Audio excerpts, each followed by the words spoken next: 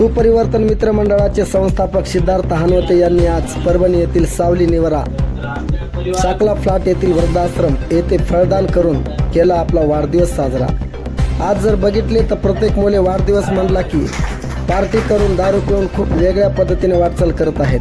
त्यातच आज सिद्धार्थ हनवते यांनी आपला वाढदिवस आगळा वेगळा साजरा करण्याचं त्यांनी ठरवून आज परभणी येथील सावली निवारा साकला फ्लॅट येथे वृद्धांना फळदान वाटप करून त्याचबरोबर फळ फरावर वाटप करून आज सिद्धार्थ हनवते यांनी आगळा वेगळा वाढदिवस वृद्धाश्रम येथे जाऊन त्यांनी साजरा केला।